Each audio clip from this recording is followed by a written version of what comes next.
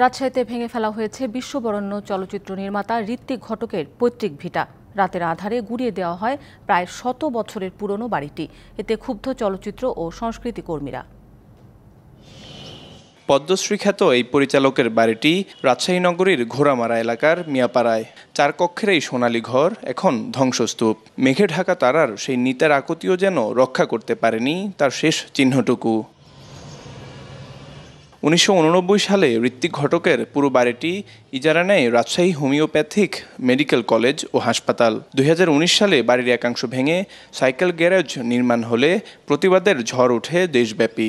পরে ২০২০ সালে বাড়িটি সংরক্ষণের উদ্যোগ নেয় জেলা প্রশাসন।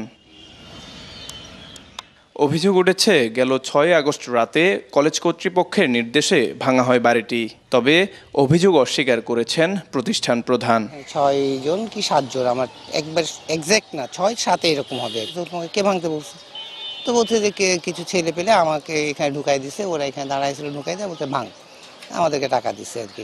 ২৫০টিরও বেশি ডিজাইন অপশন নিয়ে ওয়ালটন স্মার্ট ফ্রিজ, বোঝে আপনার প্রয়োজন। এই ঘটনায় ক্ষোভ প্রকাশ করে তার ভিটায় ঋত্বিক কমপ্লেক্স গড়তে চান চলচ্চিত্র প্রেমীরা। এখানে ঋত্বিকের জন্য ঋত্বিক সংরক্ষণাগার এবং ঋত্বিক কমপ্লেক্স নামে আমরা একটা কিছু করতে চেয়েছি এখানে, যেখানে সিনেমা নিয়ে কাজ হবে। তীব্র নিন্দা জানাই এবং শাস্তি দাবি করছি যারা এটার সাথে জড়িত আছেন। চলচ্চিত্র গবেষকরা বলছেন ইতিহাস ও ঐতিহ্যের উপর এটি একটি বড় আঘাত। যেখানে তিনি শৈশব কৈশোর তারুণের একটা বড় অংশ কাটিয়েছেন, এটা কিন্তু একটা হেরিটেজ, একটা ঐতিহ্য। এটি যে বা যারা করেছেন তারা অত্যন্ত জঘন্য কাজ করেছেন। এই বাড়িটি রক্ষার জন্য আমরা অনেক বছর ধরেই আন্দোলন করে এসেছি। জড়িতদের আইনের আওতায় নেওয়া হবে বলে জানায় প্রশাসন। তদন্তে উঠে আসবে, সেখান থেকে আমরা তারপরে বলতে পারবো যে কি কি বিষয় কারা কারা জড়িত আছে। সেই অনুযায়ী আমরা সর্বোচ্চ ব্যবস্থা গ্রহণের জন্য আইনগতভাবে যেটি আছে সেটি ব্যবস্থা গ্রহণ করা হবে। উপমহাদেশের প্রখ্যাত এই চলচ্চিত্র নির্মাতার স্মৃতি সংরক্ষণ করার আহ্বান নগরবাসীর।